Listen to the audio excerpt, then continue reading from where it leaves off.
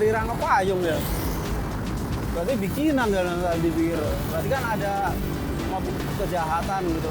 Yang bermain yang sengaja menebar ranjau di jalan, yang tujuannya mungkin agar banyak pelanggan yang datang ke bengkelnya. Waktu itu di Daan Mogot, saya pernah mau dikeroyok 2 orang lagi ketika melakukan penyapuan. 2 orang dari pengendara motor itu pernah. Bahkan ini kepala sampai 12 jahitan ditabrak kendaraan roda 2. Bahkan yang paling sadis ancaman mau dibunuh juga pernah.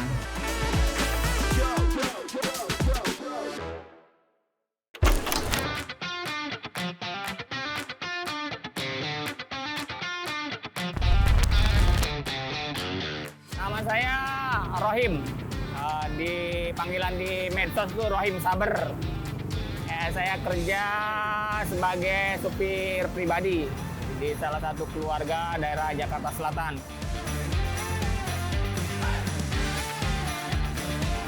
Waktu pertama kali saya aktif itu dulu di Daan Mogot, Jakarta Barat. Waktu itu saya masih sendiri, sekitar tahun 2010. Waktu itu di Daan Mogot kebetulan rawan sekali ranjau paku. Saya merasa tergerak untuk melakukan penyapuan agar dari masyarakat pengguna jalan itu jangan banyak yang menjadi korban. Karena saya seringkali melihat dari pengendara motor yang menjadi korban dari ranjau paku di Jakarta Barat, tepatnya di Daan Mogot. Saya terpanggil, saya aktif. Waktu itu saya masih sendiri. Saya setiap pulang kerja melakukan penyapuan, dan akhirnya di tahun 2011 tanggal 5 bulan 8 2011 saya resmi mendirikan satu komunitas, yaitu komunitas Saber. Untuk sekarang keseluruhan anggota Jakarta Barat, Jakarta Pusat berikut Bekasi mungkin sekitar antara 25 sampai 30 anggota. Ada beberapa yang aktif, juga ada yang sibuk ya, tapi kadang-kadang kita melakukan penyapuan bareng bersama tim. Nama saya Rusyanto, usia 45, untuk pekerjaan pekerja swasta di perusahaan hotel di Jakarta. Kalau gabung 2020 lah gitu. Kalau untuk terbentuknya itu kan kita udah lama, itu tim Saber itu.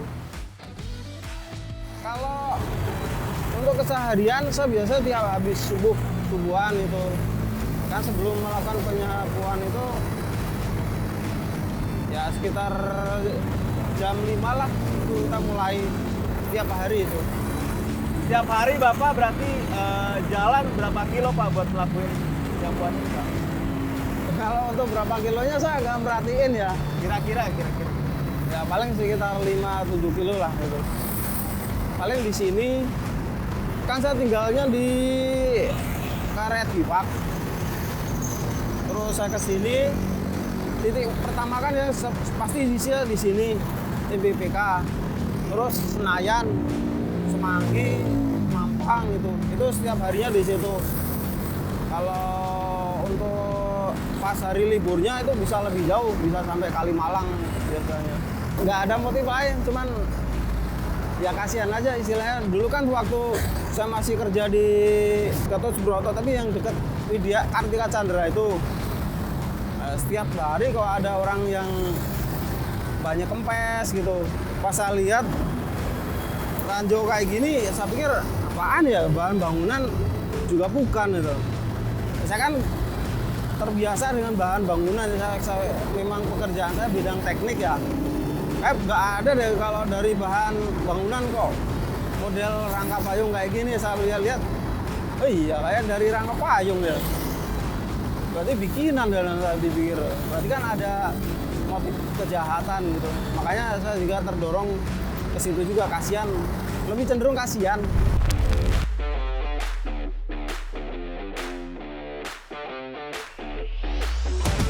Untuk daerah yang masih rawan itu, ini di daerah Jalan Gatot Subroto, mulai dari Senayan sampai dengan flyover Pancoran, nanti lanjut di ruas jalan MT Haryono, Tebet sampai dengan Cawang. Juga ada beberapa ruas seperti jalan Dewi Sartika, kawasan daerah Kalimalang, itu juga masih sangat rawan sekali ranjau jari-jari payung. Kalau alat biasanya dari tim saya dibantu 2 kali biasanya. Saya kan belum punya magnet tadinya, walaupun sekecil ini, makanya saya dibantu dari tim relawan yang lain. Tapi alatnya biasanya Modif sendiri. Oh, kalau yang saya pegang ini dari magnet iodium. Jadi lebih daya rekatnya lebih banyak. Magnet bisa tertangkap lebih banyak daripada yang kecil ini biasanya cuman berapa terus masuk kantong gitu. Ada juga sih magnet yang lain modifan juga dari yang panjang itu juga ada. Walaupun kecil ini cukup bagus. Ini yang paling simpel ya. Nah, kita juga temen dari ini ada juga yang alatnya 1 meter lebih itu ada. Tapi ini yang paling simpel karena bisa ditaruh di stang motor. Jadi dibawa kemanapun lebih simpel. Ini ada dari magnet. Ini itu untuk apa, Pak? ini juga sama. Kalau ini misalkan lupa bawa, ini udah selalu dibawa, ini nempel terus dari bawah. Misalnya ada beberapa alat, ada ini, gitu. Hanya 2 macam ya, Pak, yang di sini, Ya, Pak? ada 3 sama yang kecil ini. Ada 3. Dari pertama kali saya aktif untuk menjadi relawan penyapu ranjau, waktu itu saya masih sendiri. Itu saya murni dari panggilan hati. Saya terpanggil karena waktu itu saya melihat dari korban waktu hujan menjadi korban ranjau. Dari situ saya merasa terpanggil untuk melakukan aksi membersihkan ranjau di jalan agar masyarakat terhindar dari ranjau paku. Gitu. Dan alhamdulillah sekarang sudah terbentuk komunitas, anggotanya pun lumayan, jadi kita bisa bergantian ketika melakukan penyapuan. Gitu.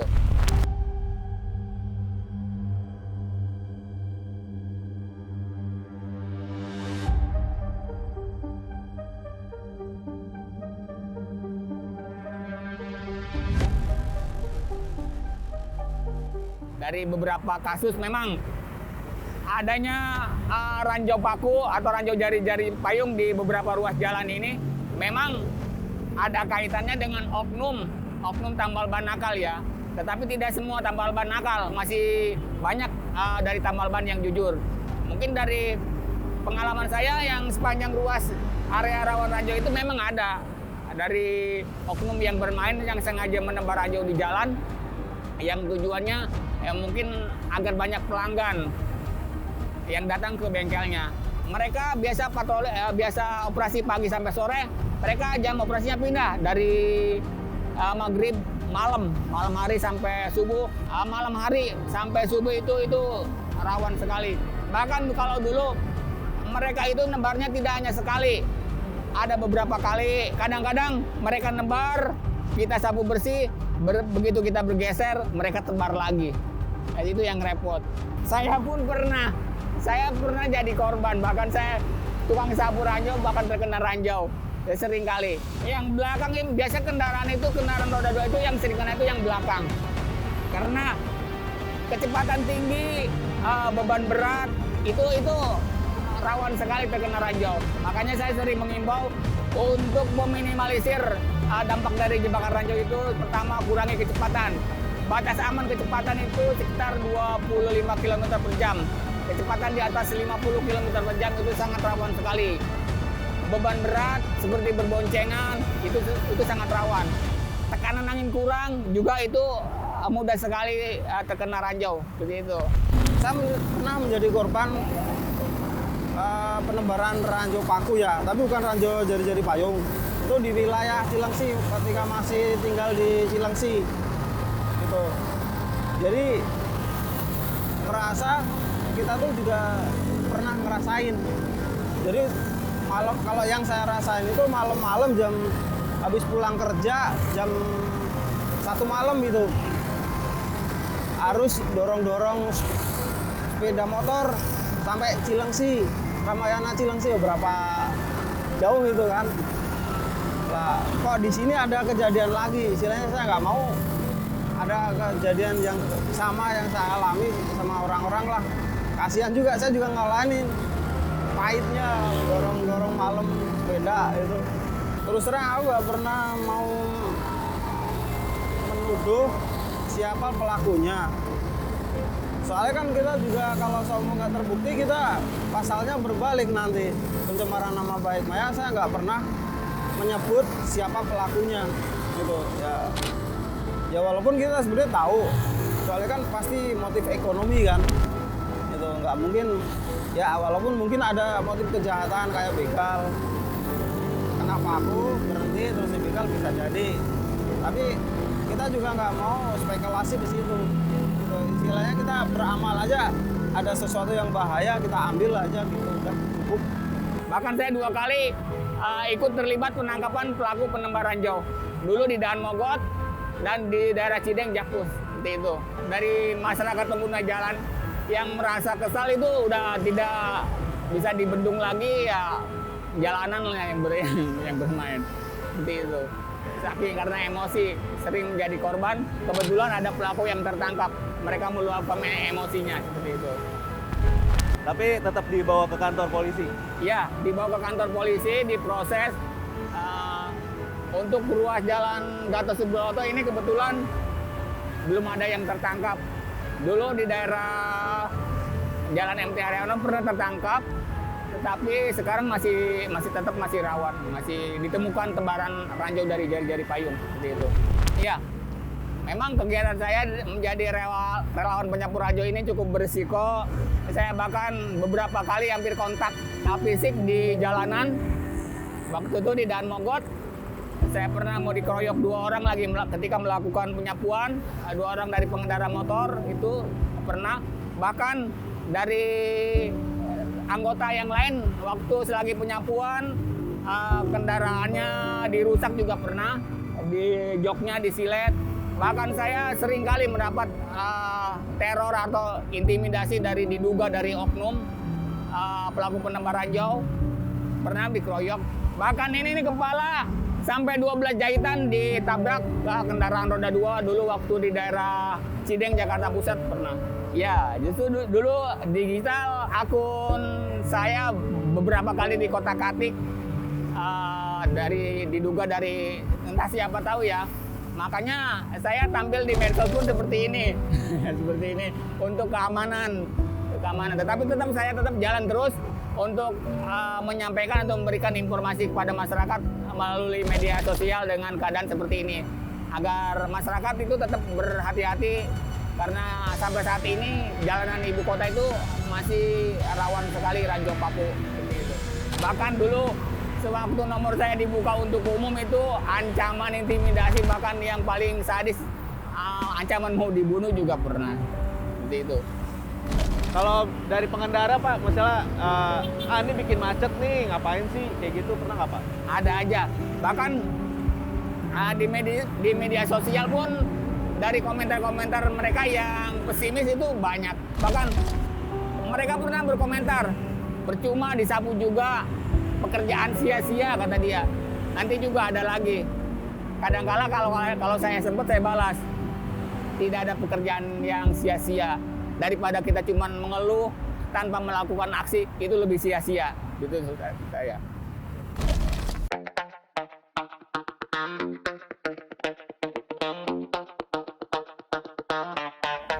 Tapi ada juga malam-malam juga tuh, jadi ranjau pakunya tuh dilempar ke badan saya gitu, pas malam-malam. Tapi ya kita nggak begitu merhatiin soalnya kan malam ya, jadi kalau apalagi kendaraannya dia begitu cepat gitu, nggak begitu perhatiin bagaimana dan motornya kayak apa juga kita nggak bisa mastiin juga. Kalau bisa mastiin bisa langsung bisa nyari orangnya gitu, terutama untuk pengendara yang melewati wilayah Gatot Subroto, terutama di BPK, Senayan, Semanggi, Mampang, dan Kalimalang, terutama ya itu lebih hati-hati dalam berkendara dan turunkan kecepatan, terutama itu Dan untuk lebih aman itu ada di jalur tengah. Kalau jalur pinggir rata-rata udah ranjau pakunya itu ada di jalur sepeda paling sering dan di jalur cepat yang paling banyak. Makanya paling aman tuh malah ada di jalur tengah itu. Nah, kalau untuk terpaksa melewati jalur sepeda yang di 2 meter ke pinggir, diturunkan kecepatannya, itu lebih aman. Dari segi bentuk itu kan tengahnya ada rongga, jadi lebih mempercepat pengeluaran anginnya daripada yang paku kayu, paku beton, sekrup. Itu lebih cepat ini soalnya di tengahnya ada rongga. Makanya mereka memilih ranjau rangka payung ini lebih efektif buat ngebosin ban paling cepet. Ya kalau ban kalau nggak bekas diambil ranjau pakunya kan peleknya juga cepet rusak gitu. Terutama sobek ban dalam paling sering gitu. Rata-rata ban dalam itu nggak pernah bisa ditambal kan.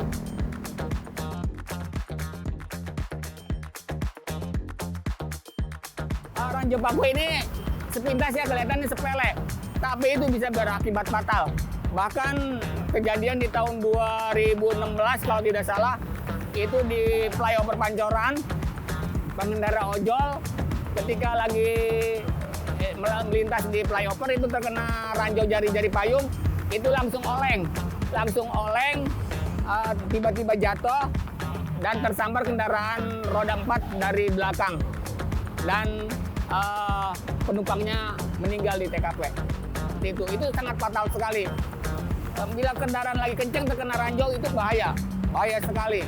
Ya pelakunya dari oknum tambal ban yang sengaja menebar ranjau untuk menambah pendapatan dari banyaknya pengendara yang menjadi korban. Dan biasanya itu dari oknum tambal ban itu mereka tidak mau menambal ban. Untuk ban yang memakai ban dalam itu mereka harus ganti ban dalam. Jadi dipatok harga ban dalam itu di atas harga normal. Bisa 60-70 ribu itu ganti ban dalam. Itu ban dalam yang kualitasnya yang kurang bagus lah istilahnya. Padahal harga ban yang normal itu di pasaran sekitar 35-40 itu ya lumayan cukup bagus.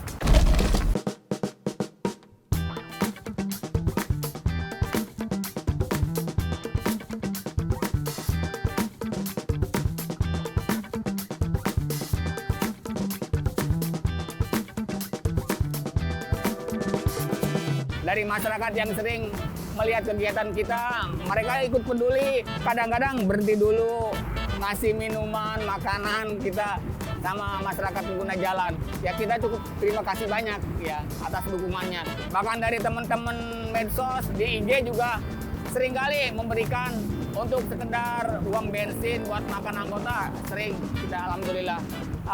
Kalau dari Polda Metro kita kadang-kadang diundang dalam suatu kegiatan kita seringkali.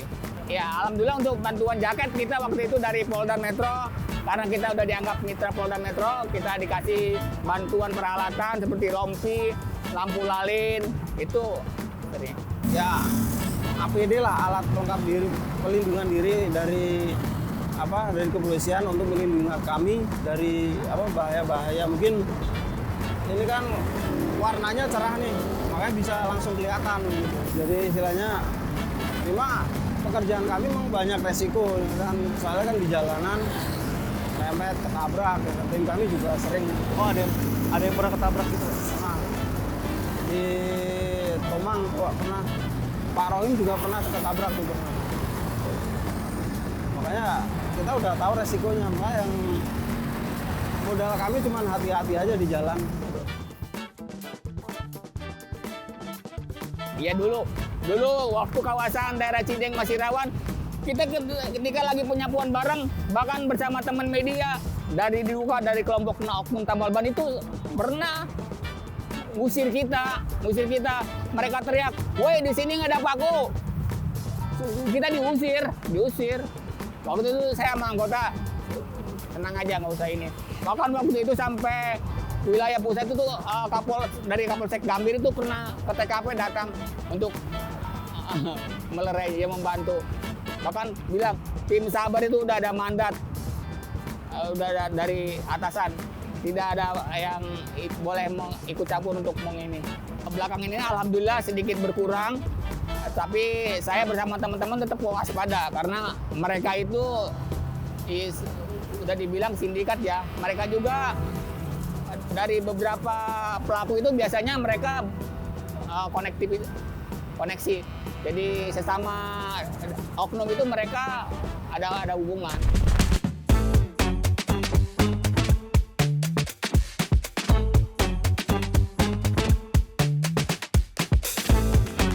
Untuk belakangan ini hasil penyapuan ranjau itu tidak sampai sekilo itu, tapi ya lumayan banyak juga itu. Tapi kalau untuk yang sebelumnya itu bisa nyampe sekilo lebih, terutama dulu di daerah Tomang itu sempat berapa ya, salah 2 kilo lebih lah. Tapi kalau untuk sekarang ini kan juga bahannya ringan, walaupun banyak juga nggak ada sekilo gitu. Kalau untuk ruas jalan Gatot Subroto yang karena ranjaunya jari-jari payung itu walaupun banyak dia paling sekitar 1/4 sampai dengan 1,5 kilogram. Kalau dulu sewaktu daerah Jakarta Pusat masih rawan, itu saya pernah dapat 7 kilo sehari, pagi 3 kilo, malam hampir 4 kilo. Itu pernah sehari dapat 7 kilogram paku. Itu paku. Tapi untuk saat ini alhamdulillah flyover Oksi Cideng sampai kawasan Ring 1 depan istana alhamdulillah sudah mulai aman. Yang masih rawan itu ruas jalan Gatot Subroto ini.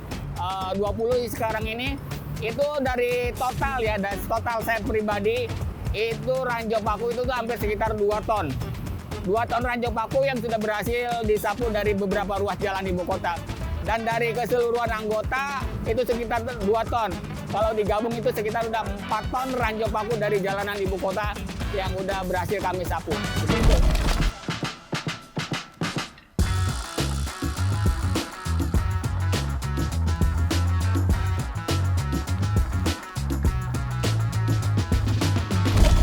Kalau hashtag itu artinya apa, Pak? Berbuat tanpa berharap. Kita berbuat kebaikan, tidak mengharapkan apa-apa. Karena semua itu akan kembali kepada kita. Ketika kita melakukan kebaikan, itu pasti kebaikan itu akan kembali ke kita. Gitu. Soalnya kan kita memang kita nggak ada motivasi ekonomi buat melakukan pekerjaan ini, memang nggak ada. Inilah ta'ala aja lah gitu. Waduh, terlalu alim dibilangnya nanti. Ya cenderung karena sisi kemanusiaan aja, terutama untuk pengendara yang melewati wilayah Gatot Subroto, terutama di BPK, Senayan, Semanggi, Mampang, dan Kalimalang terutama ya, itu lebih hati-hati dalam berkendara dan turunkan kecepatan, terutama itu. Ya, untuk masyarakat pengguna jalan ya, ketika melewati titik rawan ranjau itu harus hati-hati pelan-pelan, kurangi kecepatan dulu, karena ketika mengurangi kecepatan itu bisa meminimalisir dari dampak jebakan ranjau. Karena kecepatan tinggi itu rawan sekali. Seringkali kendaraan yang kecepatan tinggi itu yang menjadi korban. Harapan saya ya untuk anggota ya kita tetap aktif. Kita selama jalanan ibu kota masih rawan, kita tetap aktif untuk membantu masyarakat pengguna jalan agar jangan jadi korban. Mungkin untuk pelaku ya dari aksi mereka itu sangat berbahaya sekali karena bisa berakibat fatal. Harapkan berhentilah menebar ranjau paku, soalnya kan demi kemanusiaan, kasihanlah sama orang yang kena. Soalnya setiap kendaraan yang lewat itu belum tentu mempunyai uang yang cukup buat ambal. Dan belum tentu punya dia sendiri, kan punya saudaranya, tetangganya. Gitu. Saya kasihanlah sama orang yang kena.